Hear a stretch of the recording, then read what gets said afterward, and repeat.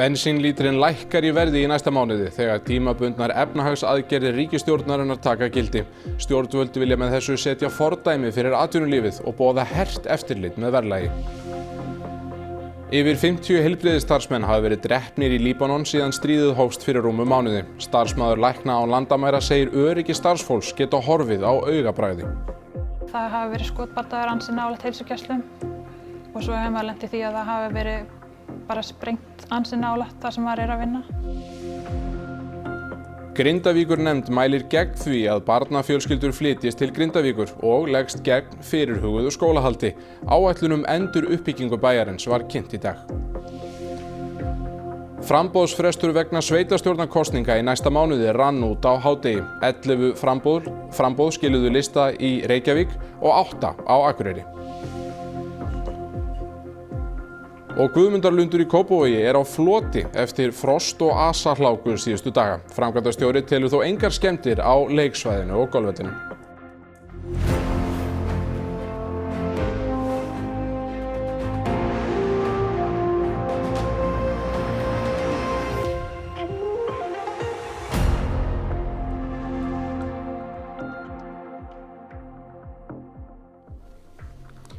Komið þið sæl.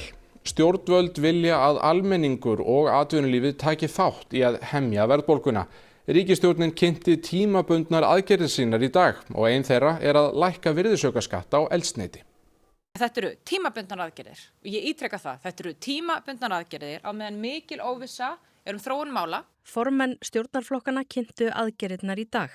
Þær eiga að hemja verðbólgu og setja fordæmi fyrir atvinnulífið til að stemma stigu við verðhækkunum. Senda skilaboð og út í þá sem að selja okkur neysluvöruna, bara please, ekki vera að hækka vöruna núna. Og þess vegna eru núna samtölum sem munu núna eiga sér stað í kjölfarið næstu daga vera líka mjög mikilvæg. En þetta alveg skýrt af hálfu ríkisstjórnar. Við tökum þessu hlutur ekki alvarlega og við ætlumst til þess að aðri verði með okkur í liði.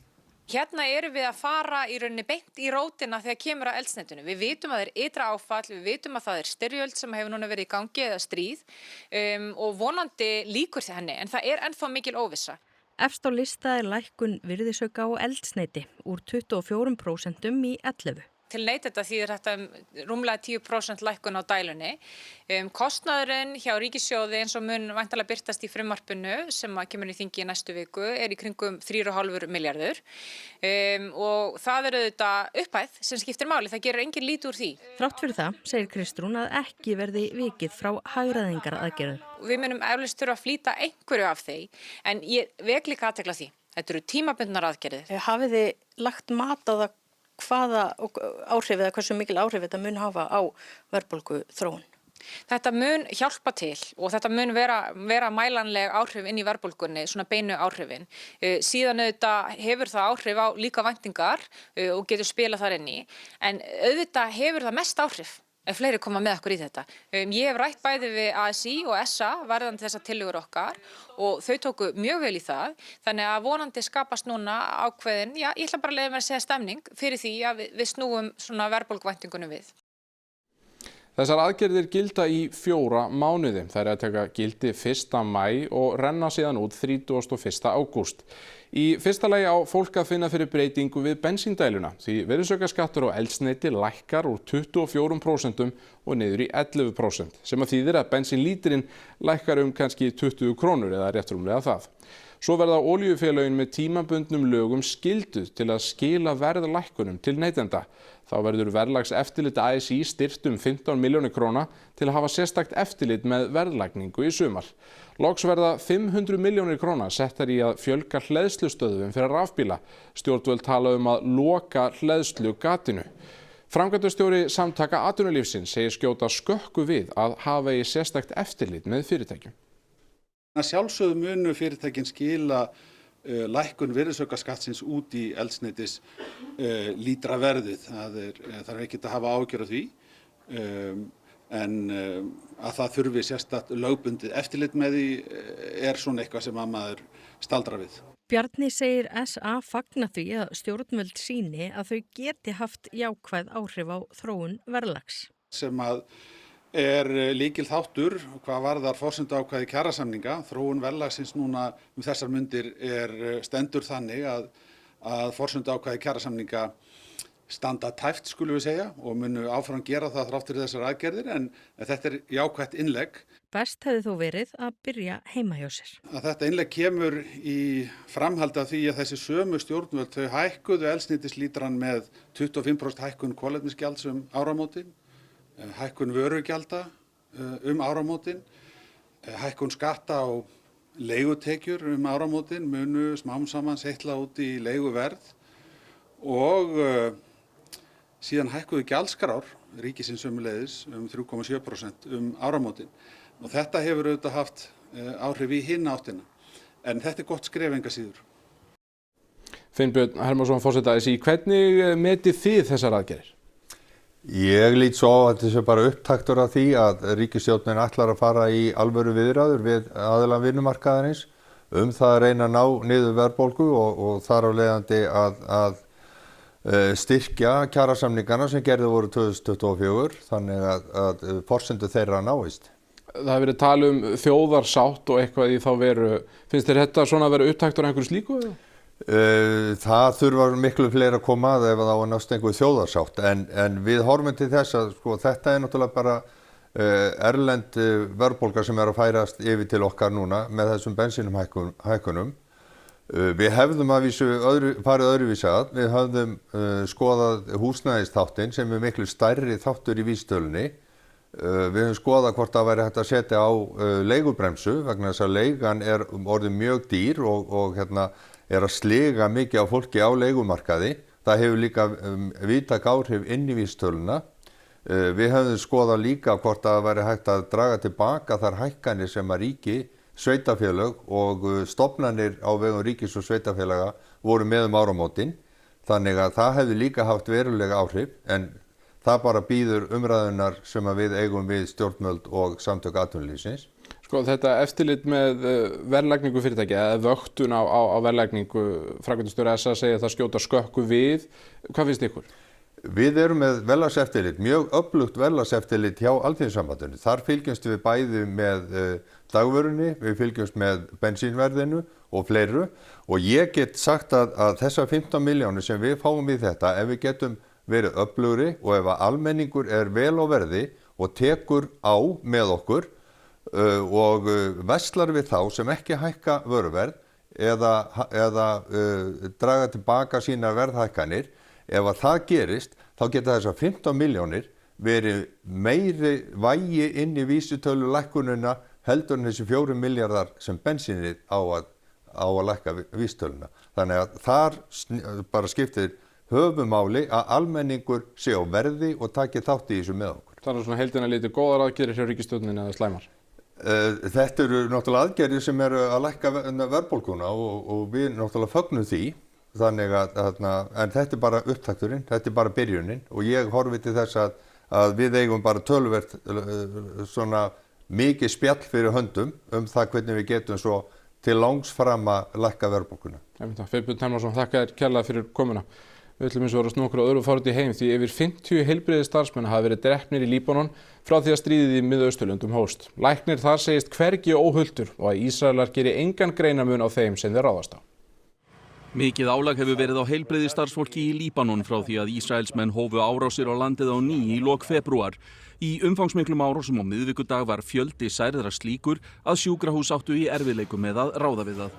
Og það hefur gerst reglulega síðustu ár. احنا عم نواجه اكثر شيء نحن نفسيا مدمرين صرنا من وراء هالشيء اللي عم نمرق فيه كل سنه بسنه بس نحن على جهوزيه كامله طبيه لحتى نقدر نلبي اهلنا ونلبي الاصابات اللي بتجينا. Það fleira sem heilbrigðisstarfsfólk þarf að glíma við. Í þessu stríði hafa 50 þeirra verið drepin. Þau sem eru á ferðinni þurfa að vera vör sig.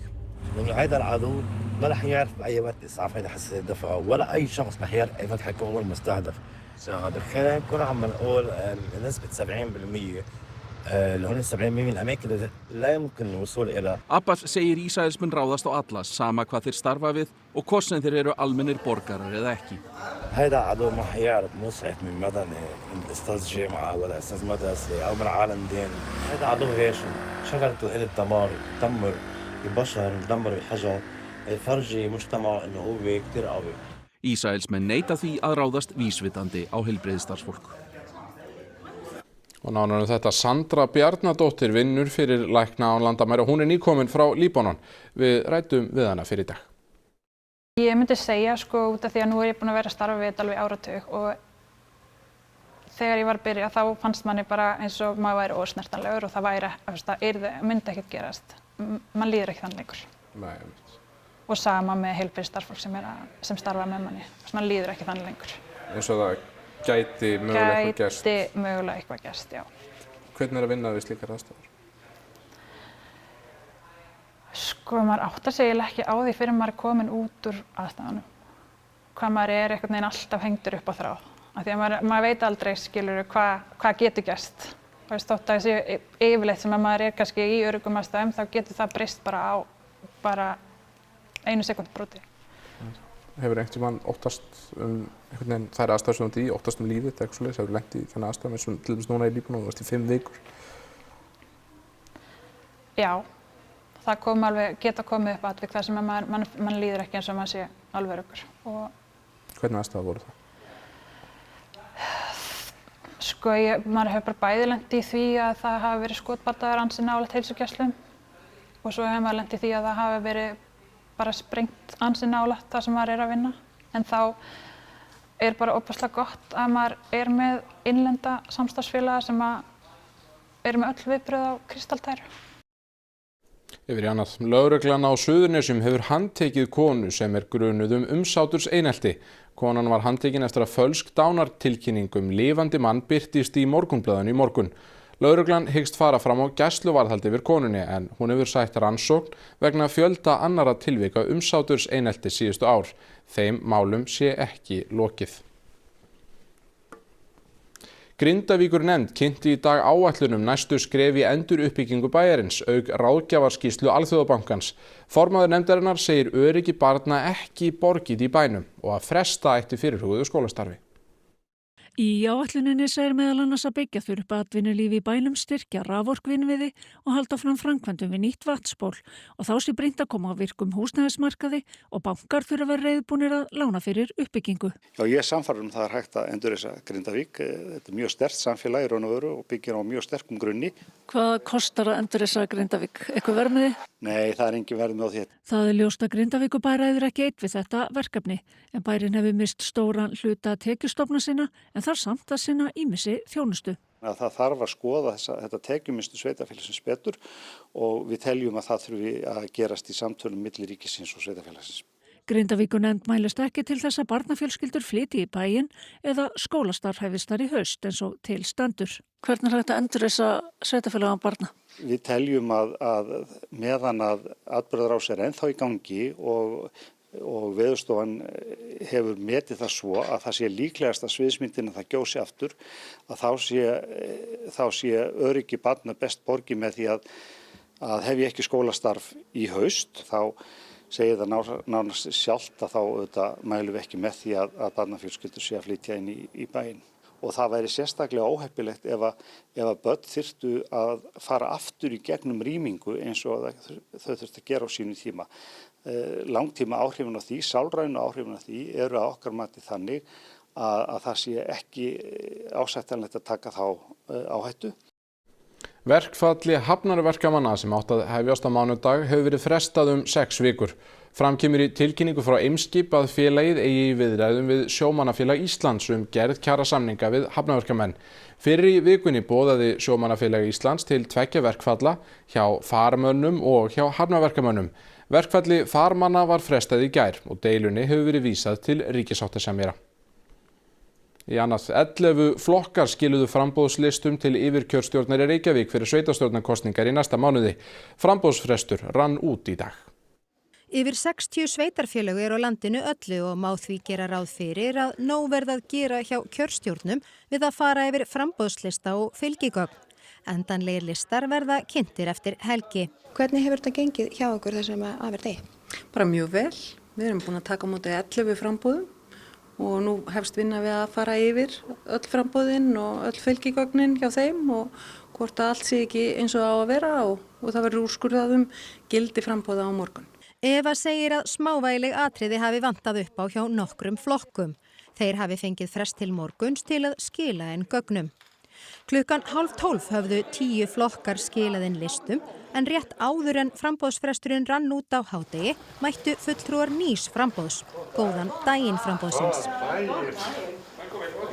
Við vildum í rauninni ekkert vera að láta að vita þessu fyrir en þetta væri allt 100%. Þannig að í rauninni þá hófum við meðmælasöfnunina klukkan upp úr 9 í gærkvöldi og það vantar einhverjar nokkrar undirskriftir þar og við fengum frest fram til 11 á morgun og ég held að það náist auðvitað. Samkvæmt upplýsingum frá kjörstjórnum fjölmennustu sveitarfélagana skiluðu 5 flokkarinn framboðslistum í Reykjanesbæ, 6 í Hafnarfirði, 6 í Garðabæ, 7 í Kópavogi og 8 á Akureyri. Við erum búin að vera núna síðan að framboðsskilu, þá erum við að fara að bera saman kennitölu frambjóðanda við þjóðskrá, hvort það sé ekki örugglega með lögheimili á Akureyri. Síðan förum við meðvaldaskrána að tökum hvort það sé einhverju frambjóðandur búin að mæla með sjálfum sér, sem ekki leyfilegt. Þannig við erum að taka þá í burtu og svo eru þarna örfáir aðilar sem eru með lögheimili á Akureyri en búin að óska eftir að fá kjósa í Grindavík, þannig við þurfum líka að tekka á því hvort þeir séu meðmælendur. Og þá kosningar út í heimi því leiðtogar stóru flokkana tveggja sem takast á fyrir þingkosningarnar í Ungverjalandi á sunnudag hafa síðustu dagirinn skipst á ásökunum undirferli og óheiðarlega kosningabaráttu. Talsverð spenna fyrir kosningunum en kannanir benda til þess að stjórnarandstaðan fari með sigur af hólmi. I'm going to vote on TISA because I think we need change. It's been 16 years, so I think it's time to see something different. I think it will do good for us. Ich werde am Sonntag die Fidesz wählen, weil ich denke, wir sind näher an den Krieg, als viele das glauben. Und ich glaube, Orbán hat Ungarn aus diesem Chaos raus. As I don't feel represented by our current government, I would say that I vote for the party which has the biggest chance of winning, which is right now the TISA party. Are you voting for them because you like them, or are you voting because you don't like the other guys?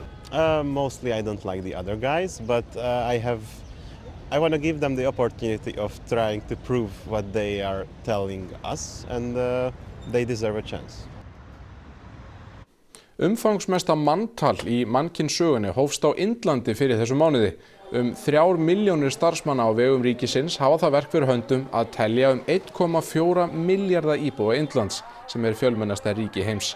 Þetta 16. manntalið sem gert hefur verið í Indlandi og það 8. eftir að það varð sjálfstætt ríki. Manntalið verður gert í 2 hlutum og í fyrri hlutunum verða 30 spurningar lagðar fyrir landsmenn til að kortleggja heimilisaðstæður, efnahag og búsetu fólks. In the second phase, officials will collect deeper data, including economic and social details. More than 3 million garment workers will take part in the exercise. This census is crucial as India has been making policy without a recent population baseline and has relied on sample surveys. A new population count will reshape welfare policies and political representation across the country.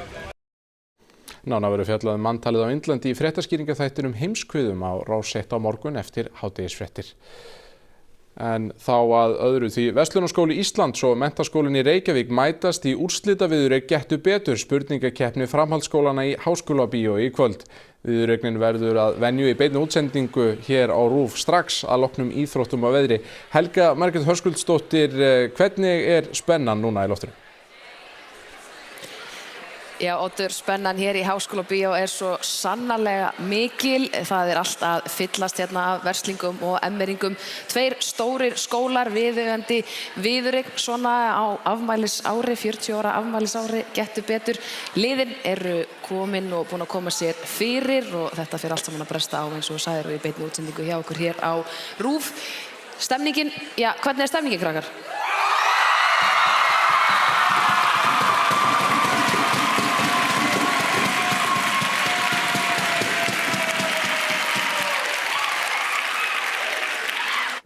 Emmur og Vestló stór viðureign. Förum í annað. Fiskveiði og köfunarnámskeið meðal þess sem Skógræktarfélag Kópavogs hefur auglýst í Guðmundarlundi.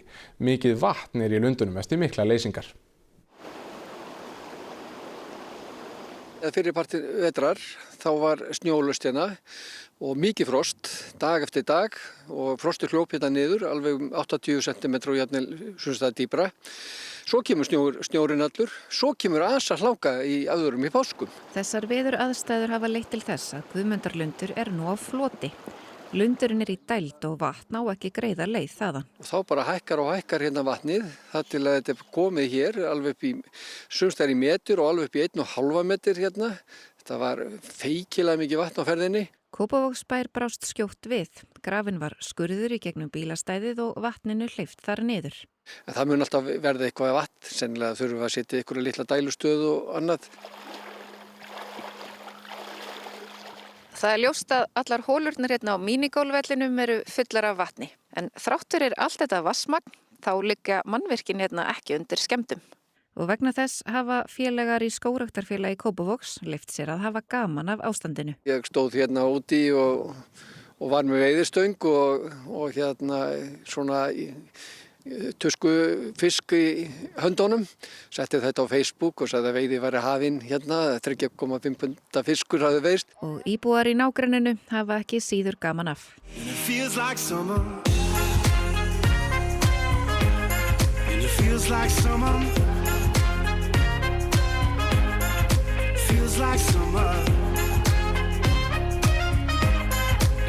like summer. Krían komin til landsins og óvenju snemma á ferðinni. Glöggur fugla áhugamaður sá hana í fjöruborðinu í Grindavík í vikunni og það hefur líka sést til hennar á Stokkseyri og Eyrarbakka. Þetta nú óvenju snemmt að séu komnar 8. apríl. 11 dögum fyrir en áður hefur gerst. Hvað ætli valdi því? Það er ábyggilega veðráttan bara. Það er næstu því öruggt sko. Heldur að hafi fengið einhvern meðbyr hingað til Íslands? Já, með þessum lægðum sem þær koma nú upp með Amríku sko. Lenda þá í þessum lægðum og sem að flýtir fyrir þeim. En ætli þetta býti ekkert á hana, þessi svona kuldi og rok? Nei, þetta býtur ekkert á hana. Þetta er bara þeirra veruleiki, sko. Hún ferðast langa leið? Já, ég held að sé ekki aðrir fuglar sem að fara lengra. Engin fugl í heiminum ferðast jafnlanga leið á milli varp- og vetrastöðva og krían. Flugleiðin frá Suðurskautslandinu getur verið rúmlega 35.000 kílómetrar. Að sögn Eyjóls hefur krían ekki sést áður að vori fyrir 19. apríl hið fyrsta. Ég hef ekki séð kríu í apríl sko, ekki fyrir núna. 1. maí er fyrsti dagur sem að ég hef séð kríu og yfirleitt ekki fyrir svona 5. til 10. maí. Og hún hefur sést hérna í Grindavík og svo eitthvað aðeins víðar eða hvað? Já, það voru einhverja kríur á Stokkseyri og Eyrarbakka held ég. Ertu að taka myndir mikið af fuglum? Allt of mikið. Og er það ekki svolítið þolinmæði að ná henni einu sönnu mynd? Það getur verið það, en þessar græjur í dag að þær eru mjög flottar sko, maður getur tekið alveg hauga myndum sko, og yfirleitt tekur maður alltaf margar. Það skulum við ákveðna á viðra á kríugreiin. Á morgun verður yfirleitt bjart veður fram til degi en vaxandi norðaustanátt. Síðdegis og undir kvöld verður komin strekkingur eða allhvass vindur og enn hvassari í vindstrengjum á Suðausturlandi. Seinni partinn verður rigning eða slydda landið austanvert en þurrt vestan til. Hitabilinu 1 til 6 stig að deginum. Nánar það eftir íþróttafréttir. Íslenska kvennalandsliðið í handbolta fékk líflínu í undankeppni Evrópumótsins í gærkvöld. Landsliðsþjálfarinn segir liðið þurfa að komast aftur á réttan kjöl eftir að hafa stigið feilspor í síðasta leik. Bestadeild karla í fótbolta hefst í kvöld og stórleikur í vændum. Ríkjandi Íslandsmeistarar Víkings taka á móti Breiðabliki. So we start the season off with a bang, Mastersmótið, fyrsta risamót ársins í golfi, hófst í gær. Ríkjandi meistarinn byrjaði vel. Missið ekki af íþróttum hér eftir skamma stund. Rifjum þá upp helstu fréttir. Bensínlítrinn lækkar í verði í næsta mánuði þegar tímabundnar efnahagsaðgerðir ríkisstjórnarinnar taka gildi. Stjórnvöld vilja með þessu setja fordæmi fyrir atvinnulífið og boða hert eftirlit með verðlagi. Yfir 50 heilbrigðisstarfsmenn hafa verið drepnir í Líbanon síðan stríðið hófst fyrir rúmum mánuði. Starfsmaður lækna án landamæra segir öryggi starfsfólks geta horfið á augabragði.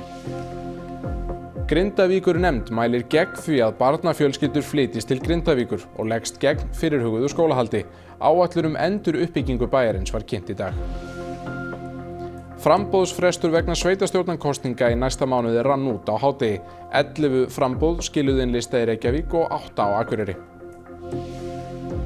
Og Guðmundarlundur í Kópavogi á floti eftir frost og asahláku síðustu daga. Framkvæmdastjóri telur þó engar skemmdir á leiksvæðinu og golfvellinum.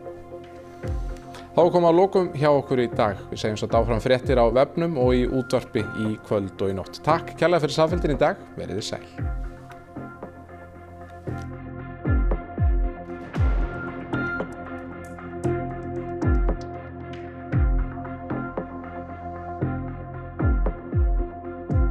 Á RÚV í kvöld.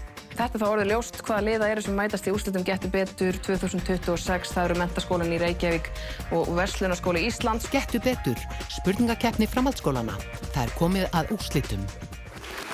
Núna vitum við hvernig starfsmönnum á Landspítalanum leið þegar þau fengi ekki páska. Vikan með Gísla Marteini.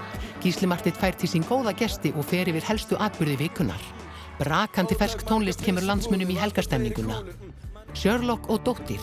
Sherlock Holmes rannsakar alþjóðlegt glæpasamsæri og nýtur liðsinnis ungrar bandarískrar konu sem leitar að föður sínum og morðingja móður sinnar. Eftir brúðkaupið, Jakob rekur barnaheimili á Indlandi sem rambar á barmi gjaldþrots. Danskur viðskiptamaður býður honum veglegan styrk með þeim skilyrðum að hann komi til Danmerkur og verði við brúðkaup dóttur hans. Brúðkaupið